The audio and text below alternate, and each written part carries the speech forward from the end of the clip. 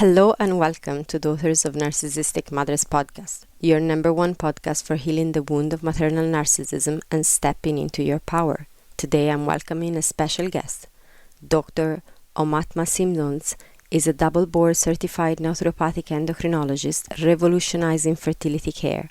After witnessing countless couples struggle with invasive treatments, she pioneered a functional approach that addresses root causes without drugs or financial strain.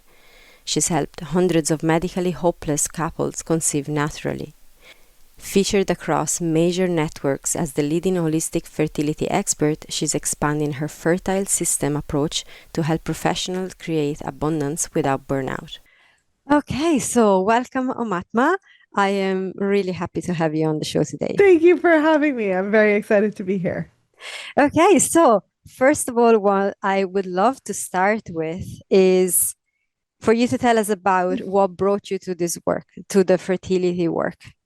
Yeah, so I started in naturopathic medicine. So I was already a doctor at this point. I had been working with people for about 5 years, and I was married to this man at the time who wanted to start having children. And every time he would talk about babies, my uterus would scream, no. And I was like, oh my gosh, what's happening? And it like, I didn't have this intuition before getting married, but definitely as soon as we had started talking about it, all of my intuition, my body, just everything was like, no, no, no, this is not a good idea. And that got me looking into fertility because the understanding that I gained in medical school was that our fertility declines at 35, drops off of a cliff at 35. So when I was going through this with him, I was like, oh my gosh, well, if fertility declines at 35, like I really need to get on it. And I was in my early 30s at the time. I was like, if am ever gonna have a child, if I want to have children, then I need to figure out what's happening in our relationship. How do I move forward? And what can I do to preserve my fertility until I'm ready? Because it could potentially be, 10 years before I find someone and we're ready to have children and all of that. So it was kind of a weird path to getting into it. But as I started researching, I realized that at least what we were taught in medical school about the fertility decline was not based in science. It's based in records from early 1800s France that churches documented that women were not coming in to baptize their children after the age of 35. Okay. So when I realized that, I was like, okay, well, if that's not true, then what is? And what does the science say about it? And what can I do as a naturopathic doctor to preserve my fertility and just ensure that I'll be okay when I want to have children? So that was kind of my starting into it, not realizing that as I was doing this study, I also was in the age group of friends that were going through issues with fertility. So when I started talking about fertility, they were like, "Oh my God, you can help me!" And before you know it, like had all of these women coming for support around their fertility struggles, and realized, oh my gosh, this is a bigger problem than I realized. And there isn't a lot of support that women and couples are getting around their fertility. So I ended up in it by default, pretty much. Okay, yes. So for anyone listening in that actually are feeling, gosh, I'm having all these issues and I'm alone in this, you're not alone. Like as you're mentioning now, it's like this is a problem that's way more widespread. There's a lot of people that are having this issue. And I find that I'm saying this to the audience because this is what happens in parallel with having issues with a narcissistic mother or a mother that's unsafe and carrying that kind of burden that we carry, very often we feel alone. I have women coming Mhm. to me all the time saying, I'm alone in this, there's no support. But as you're not alone with that, you're also not alone if you're experiencing some trouble with fertility and you need support. So, Yeah. Yeah. It's so true. Like there's so many women and couples that are struggling with this. And I think that that number is going on a steady increase with male fertility on the decline. Female fertility, I don't think is necessarily, it's definitely getting more and more struggled. So we see that younger and younger women are having issues with fertility. And because fertility is such a private journey, a lot of times I feel like friends don't even know that, oh, my like really good friend is also struggling with the same thing, because we're not necessarily talking about it with each other. of course. Of Yeah. course, that makes sense. Yeah. And so, as you are observing this trend of more and more struggle on this topic, Mm. what are the main factors that you found that actually have an impact and that they are making this trend increase? Yeah, I feel like we have kind of a couple of things that are happening at the same time. One is, of course, that couples are waiting till later to start having babies, right? So people are not starting their families as young as they used to even 30 years ago. Mhm. So we're seeing a new rise of that. But we are also seeing, and we can correlate that men or like in young adulthood, so 18 to 25, we've been tracking, there are lots of studies tracking male fertility because it's easy and we have a way to count and it's just like really simple to measure, right? So the what the statistical data says is that male fertility is very much on a decline, testosterone as well as sperm count and sperm quality. So we I believe that the reason for a lot of that decline is the toxins in our environment. So I think that we're just being exposed to so many endocrine disruptors, which are basically these compounds that mimic estrogen, progesterone, testosterone Mhm. in the body. And they are disrupting how our internal hormones function. So that is problematic. We can see it in men, but it's also equally problematic in women. And there's lots of studies that are also testing the impact of the same disruptors in women, what happens to our hormones, what happens to our cycles, and potentially fertility down the line. Hmm. And what I'm hearing with you saying that is like it kind of helps relieving that feeling of, oh, it must be me. There must be something wrong with me. That Right. I do know men also can put that sort of burden Mhm. on themselves, but definitely as women, the fertility is such a, when we're going even looking into culturally and in ancestrally, like what Yeah. we're carrying, it's like it's Mhm. such a big deal. So Yeah. that there can be a feeling of a shame even of, oh, there's Yes. something wrong with me, I'm bad. And but it's not. Absolutely. There's actually external factors that, as you mentioned, contribute to that, Hmm. Yeah. and can be the cause. Yeah. Yeah. And I think, and it sounds, sometimes it's like a double-edged sword, right? Like sometimes we say, oh, well, it's external, but then that feels like, oh, well, I can't do anything about it. It's external. Or Hmm. it's internal, and then I'm putting all this like pressure and blame and shame upon myself because I can't have children. So it's a little bit of a double-edged sword, but what I want to make sure that people get is that these are most of the environmental things are things that we actually have control over. So we have the ability to shift the outcomes if we're just aware of them. Hmm. So I think that that awareness is really, really important. And then I think the other piece is really just understanding that we could have symptoms that are pointing to fertility struggle years before fertility struggle happens.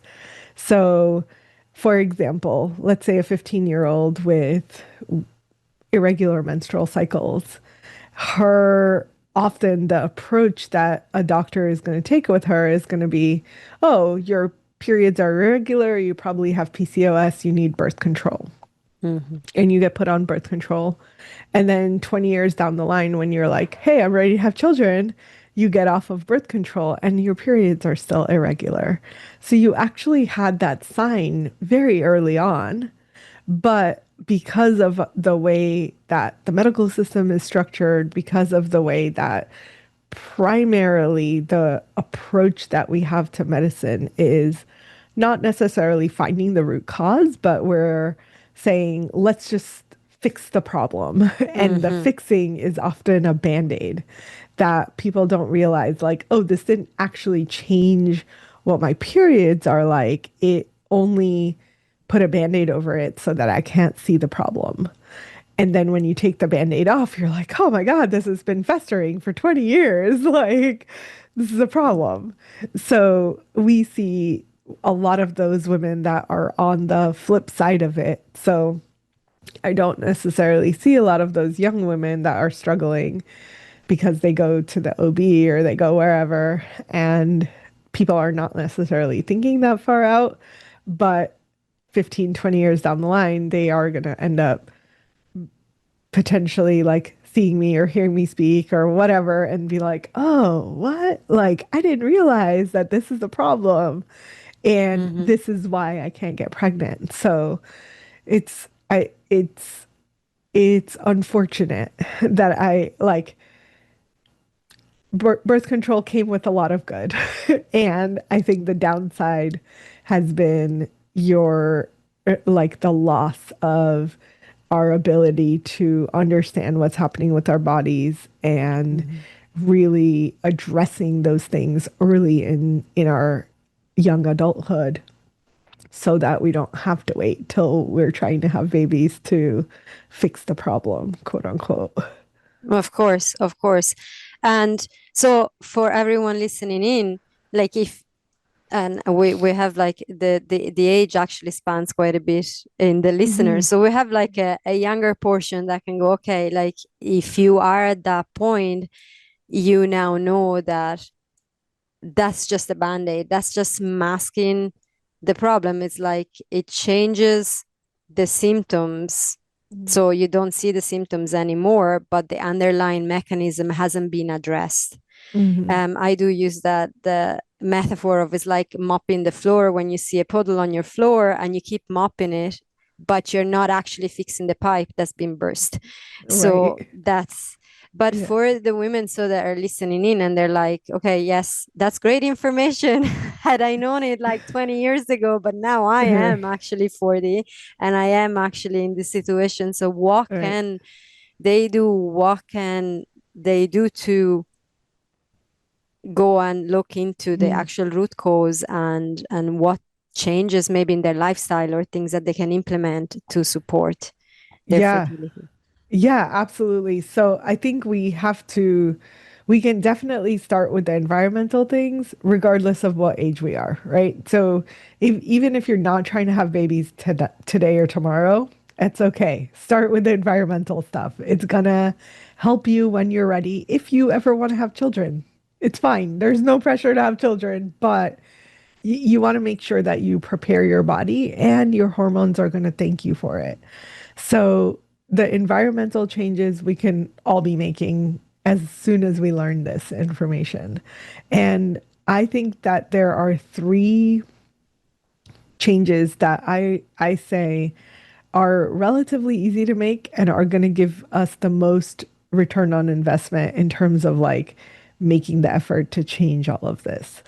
The first is plastic, getting rid of plastic in our life, whether that plastic is your plastic water bottle that you drink out of, it's the plastic Tupperware that you store your food in, it's the Starbucks coffee cup or whatever your local cafe is. If you're going getting a to-go cup, they're lined with plastic.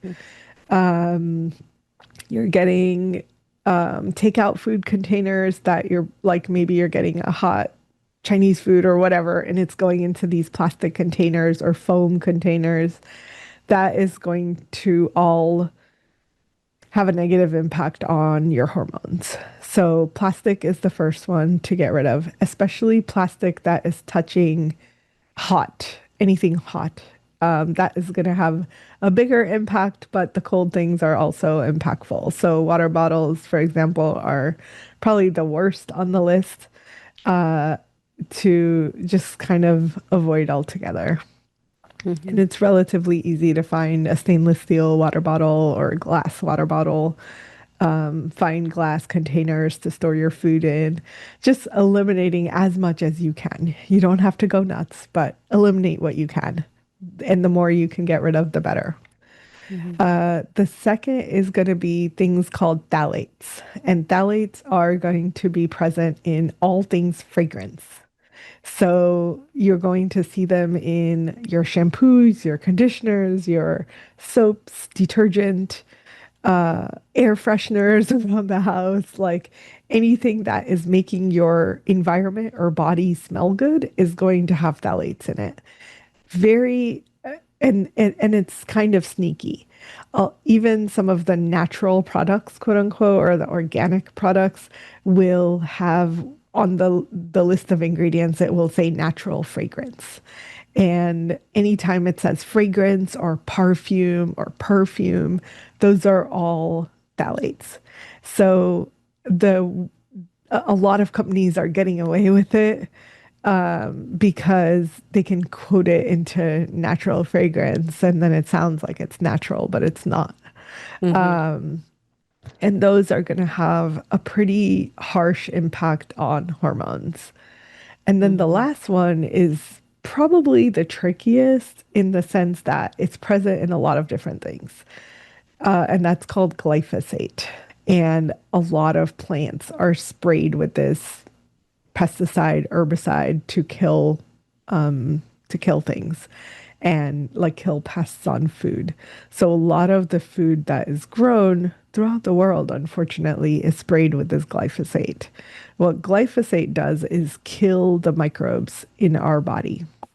And Mm-hmm. we have thousands and thousands of varieties of microbes that coexist with humans, and they are actually doing things that we need. So they're doing Mm-hmm. things like digest your food, absorb nutrients, get rid of estrogen. They're doing all kinds of things in our body. So getting rid of the bacteria or the microbiome in our system is not a good thing. It's extremely negative.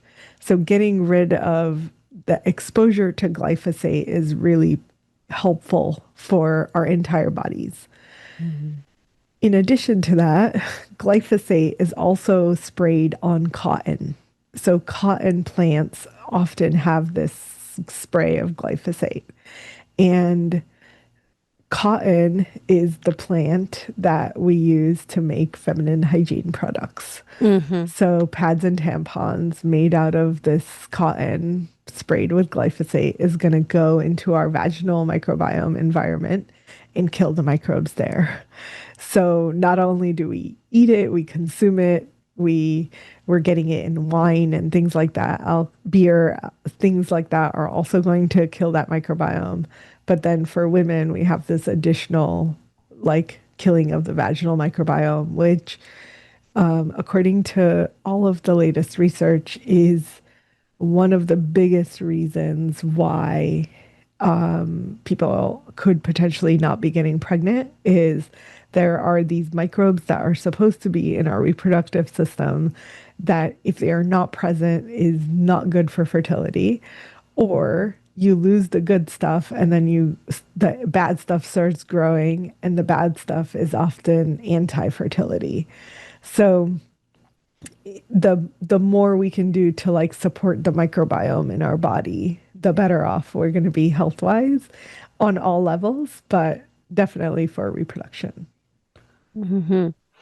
And what I'm hearing in all of that you shared is that this sounds actually like really important, regardless of wanting to have Yeah. children or not. Like I have 2 kids. I'm done with having children. I'm actually at the end of that. But Yeah. we have, and I'm happy to hear what you're sharing, because I'm like, there are 3 things that we've implemented for years in our own house, in our own Yeah. family.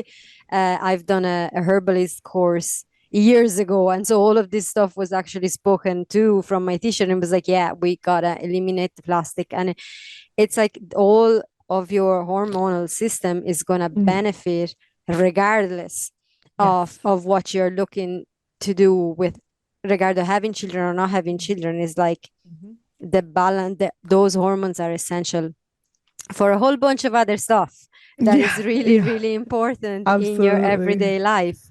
And So sorry, and go if ahead. I could just add, almost all of the same toxins that affect our fertility are also going to be carcinogenic. So the same toxins are cancer causing, essentially. And the more we can avoid them, the more preventatively we can live. So, again, to the point of like, this is not just for people that are trying to conceive, it's really across the board. We just have to make the effort to change it. And it also works, and I'm checking in with you. Am I correct in saying that it works both for men and women? So, like, because I know my Yeah. husband has been looking into testosterone levels, and he was actually one that he bought me a whole bunch of glass Tupperware. He was like, "We're ditching all the plastic ones, and these I've bought you the new ones. This is what we're Hmm. gonna use from now on." And Yep. that was actually for his own testosterone level. So Yep. that all of this is gonna also impact in a good way Male. male Male. fertility. Yes. Yeah. Absolutely. It is the presence of estrogen in the male system, which basically the plastic and the phthalates, both of them mimic estrogen. So the presence of the estrogens in the male body give the signal back to the brain to stop making testosterone. Mhm. So it's like a it's really bad for the guys, probably more so than the women. Like women, we can handle it and we have if our microbiome is good, we can detox it a little bit better. But for men, it's very detrimental.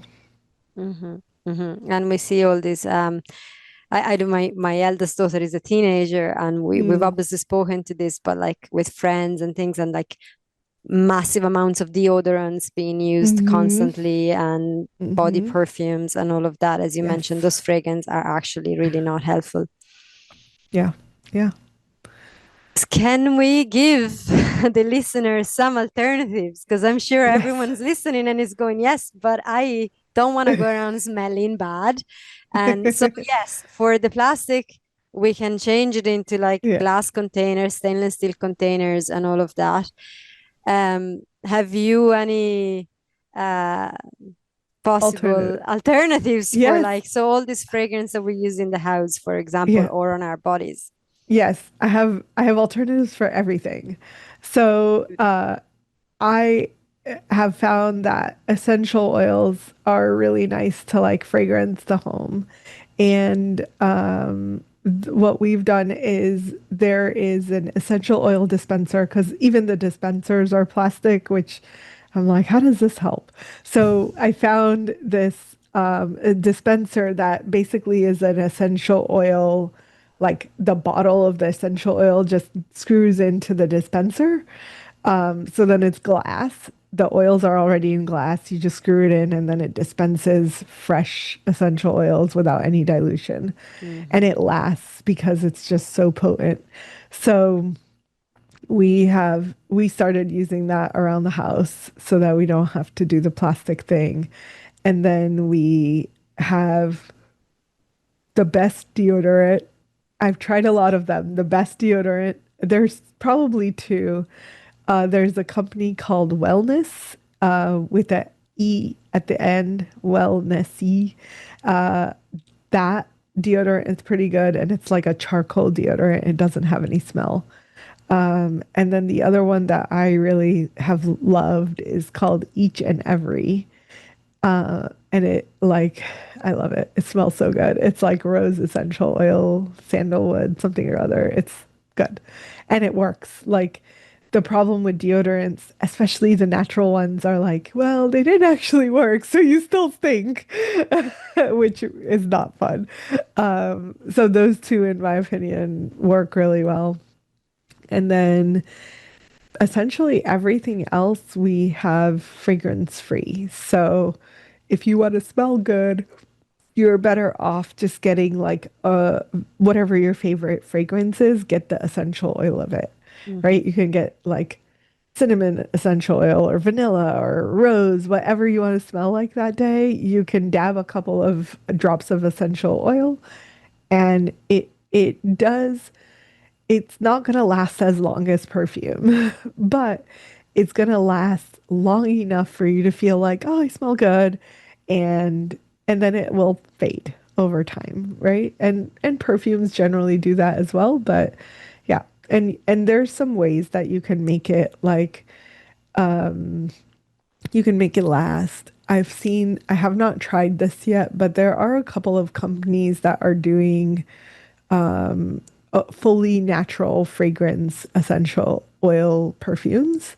So there's a way to make those essential oils last and stay on you. And then the whole science of like blending oils together to smell good.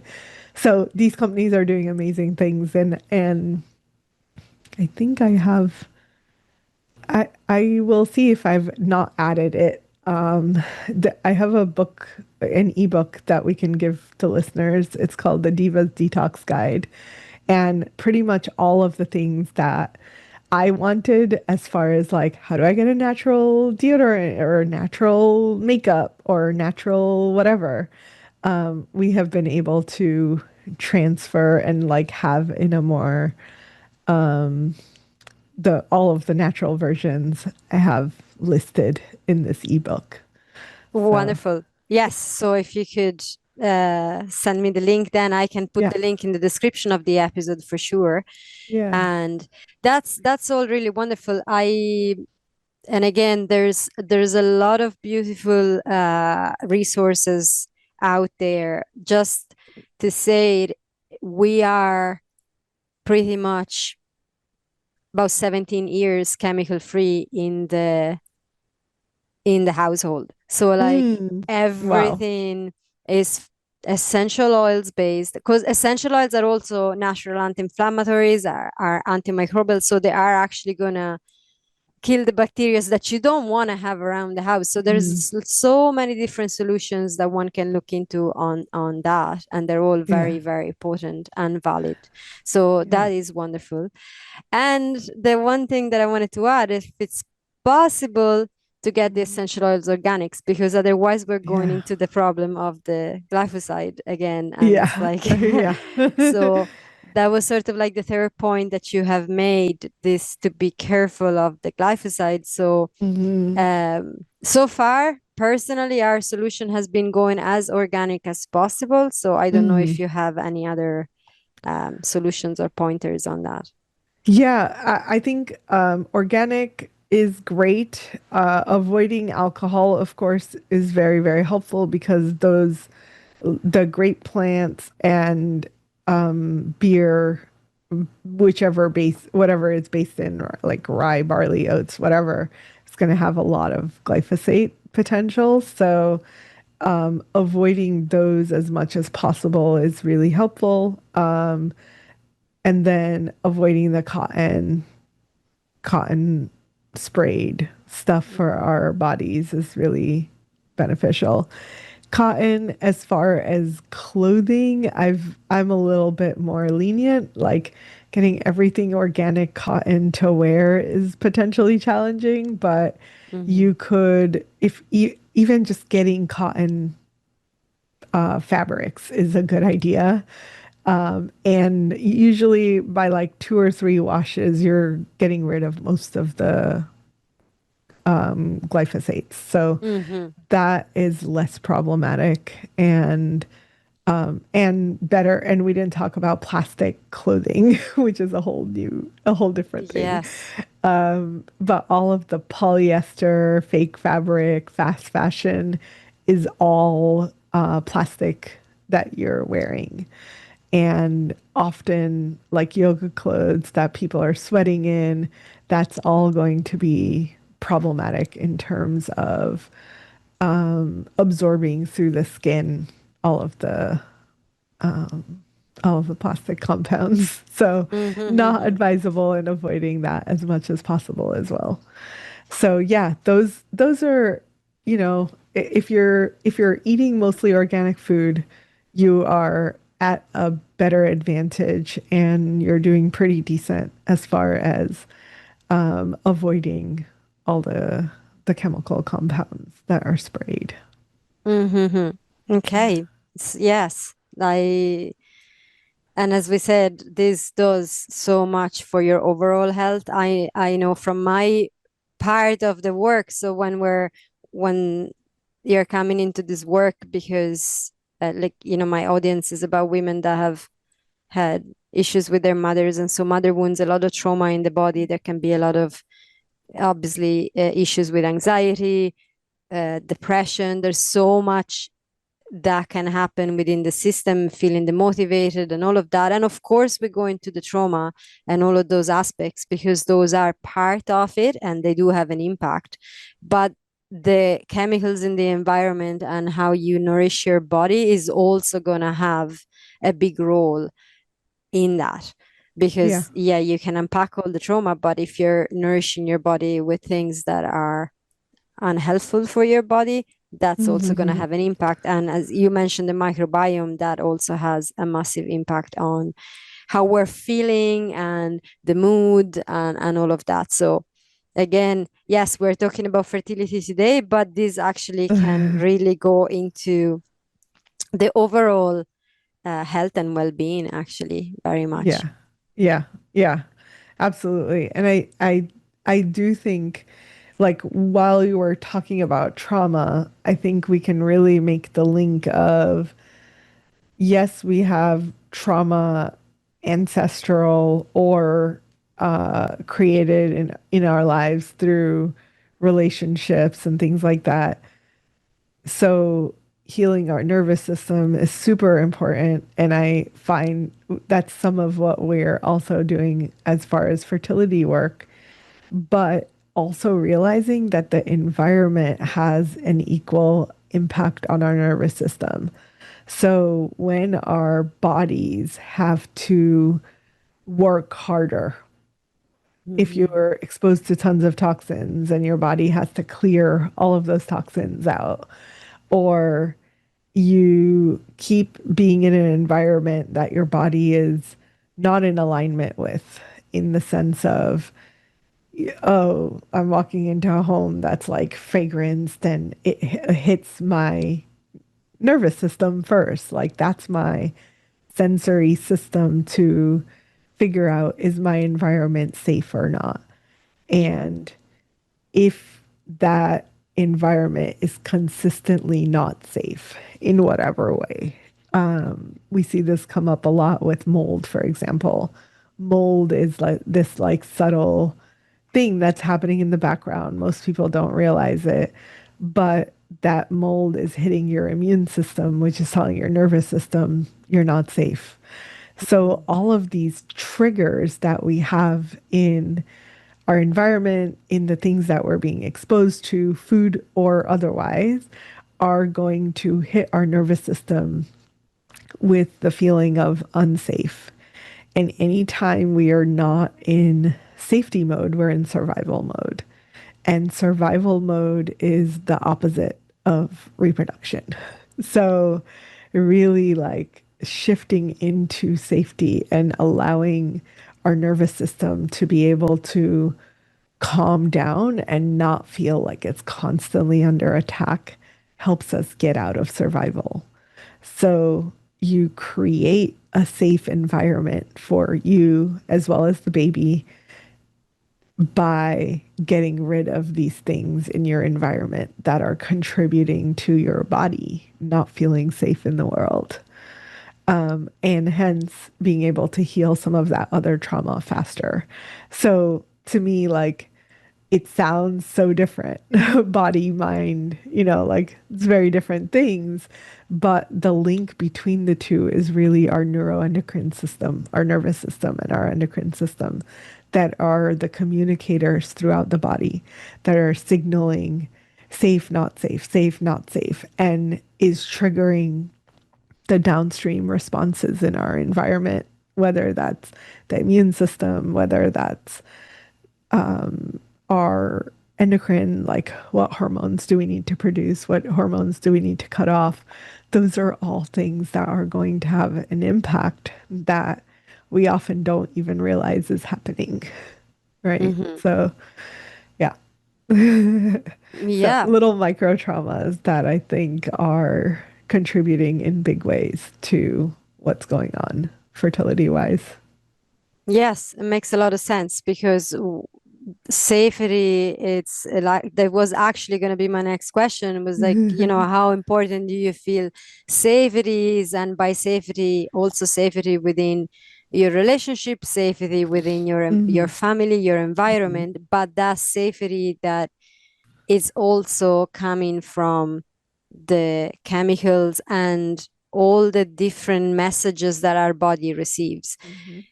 It's just as important, and all of that, especially when we're already, because I what I've learned in my studies on this is like the body is resilient. We actually have a resilience, so we have a capacity to deal with a certain amount of toxins.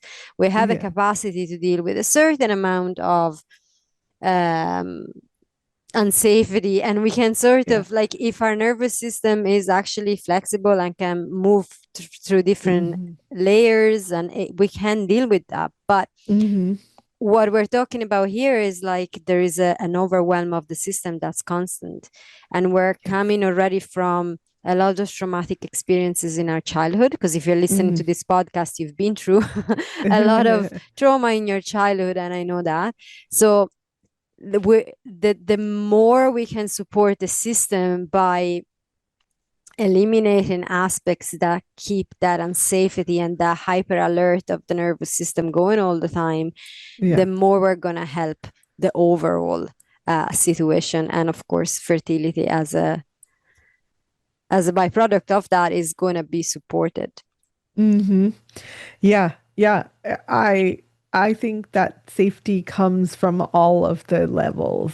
It's like as much safety as we can establish in every part of our lives, the easier it's going to be to reproduce, because it's really easy for people to think, oh, I'm good. I'm not stressed because my job is great and I like my job and I like my boss and things are going well and I make money and I'm good, right? Like Mm-hmm. that's when most people hear about stress, that's what they're thinking.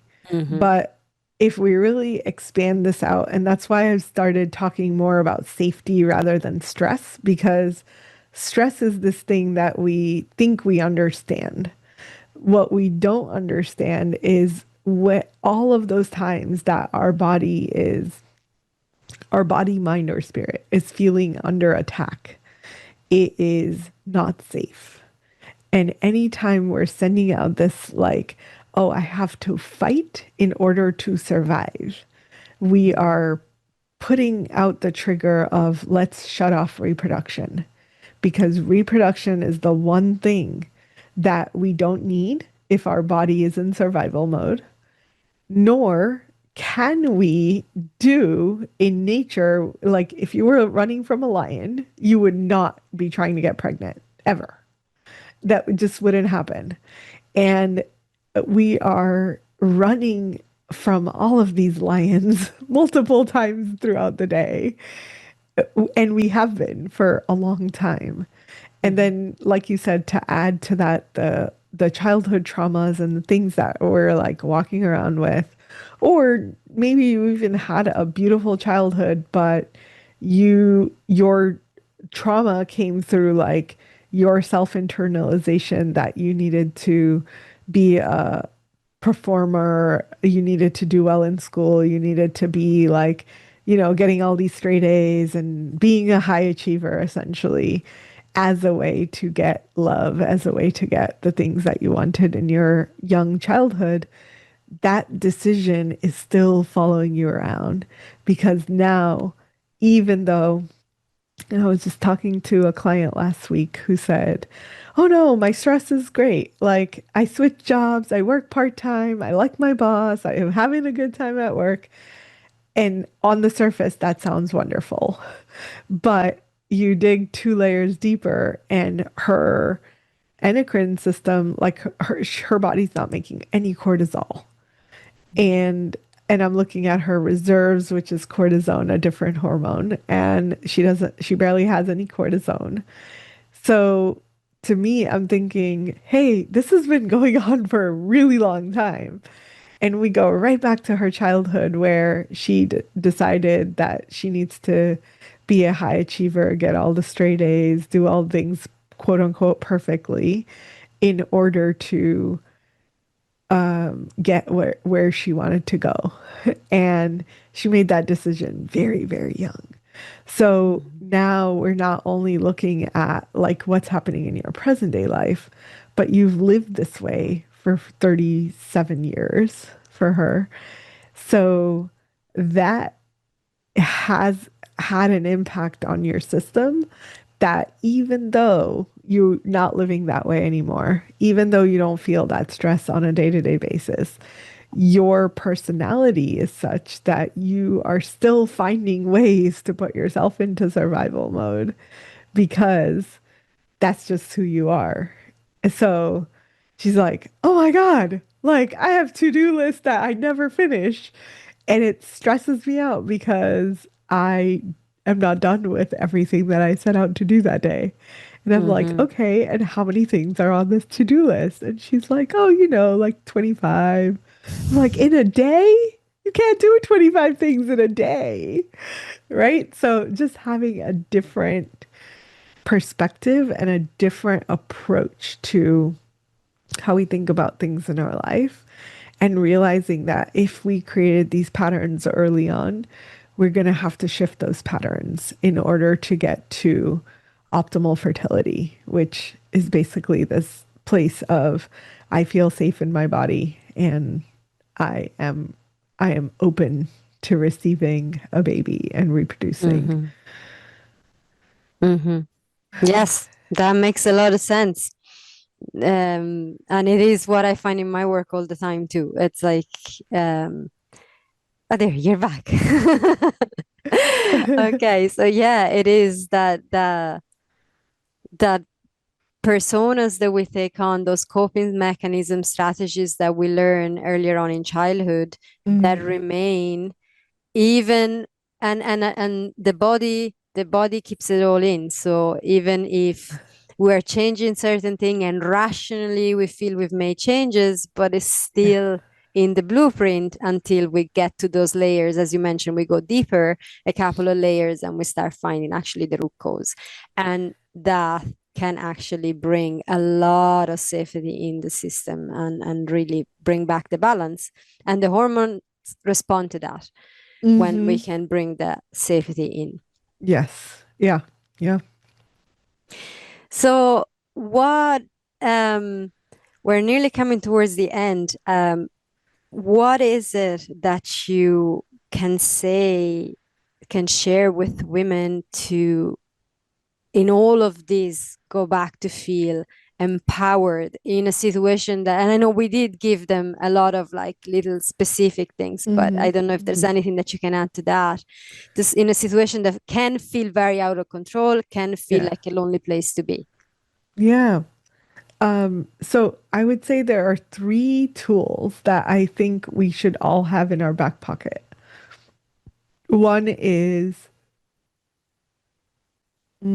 let's start with the easiest one. The first one I'll say is optimizing our sleep. So often what we're doing is, oh, I get 8 hours of sleep every night, right? And I hear this over and over again.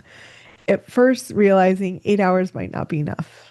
So, especially if we have been in a depleted, stress, survival state for 20 to 40 years, we're at a Mm-hmm. place where we're going to need more time to allow our nervous system to recuperate. So, sleeping is super important. Second, as I talk about sleep, second, it is essential to realize that the quality of the sleep will make a difference. And then the third part of sleep is that waking up and going to bed at the same time every single day will help create a sense of safety in the body. So when we talk about like what are tools that are in my control, how do I help support safety? You can do the environment things. And my second thing on my list would be do the sleep things that support safety. And your body knowing when it's going to wake up and when it's going to go to bed every single night. And you can even add to that the stability of food. So scheduling when your meals are and doing your best to like stick to those meal times helps create a sense of safety through the things that you have control over. So it sounds like super controlling, but once you start doing it, you're like, oh, this is actually really easy. It's like Mm-hmm. my bedtime, my wake time, bedtime, wake time.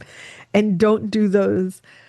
I think a lot of people are used to, oh, I'm going to catch up on my sleep on the weekend, right? I'm going to get Mm-hmm. extra hours on the weekend. And that's great, except it's not, right? Like you didn't help support that safety cycle by the sleep wake times. So that is really, really important. It also helps increase reproductive hormones by 40%. So just doing that one tool helps to improve your reproductive hormones by 40%. The second tool that I like to use a lot is called body scanning. And body scanning is sort of like meditation, but way simpler. Mm-hmm. And all you're doing is, I think the the study is 10 minutes a day. So you're just scanning your body, top to bottom, bottom to top, just go back and forth for 10 minutes. And all you're doing is observing. You're noticing sensations and you're like, oh, my back hurts a little bit. And then you're scanning through. And by the time you come back to your back, you're like, oh, that doesn't hurt anymore. Keep scanning, right? Like you're just scanning. That's it. Mm-hmm. Um, and you can like I kind of pretend that I have like a little handheld X-ray machine that I can like see into my body while I'm scanning to make it simple. So that's the second tool that improves hormones by 23% and lowers stress. So another tool. And then the last one is kind of a funny one because we don't often think about it. But one of the main hormones in the body that supports safety is called oxytocin. It's my absolute favorite hormone. So, things that support oxytocin will actually increase the sense of safety. Mm-hmm. So for women, the one of the easiest things, and we forget it a lot, is we can actually help support and nourish safety within a group of women by just communing as women. So having women's circles that you're part of, or you have a group of friends that you like share a meal with once a week, that's a really good sense of safety. And you don't necessarily even have to talk or tell them your problems or all of this like thing, like keep it positive. But that circle of women coming together weekly, monthly, whatever you can manage to do is going to help increase oxytocin production, which is going to help support safety. Mm-hmm. So those are some things that I think are easy to do. They're essentially free, and I feel like anyone can do them, right? Like you can create a schedule. You can do 10 minutes a day. I don't care how busy you are. You can scan your body for 10 minutes a day. and you can find some girlfriends to hang out with. So that's the baseline for supporting safety and our nervous system in the world that we live in.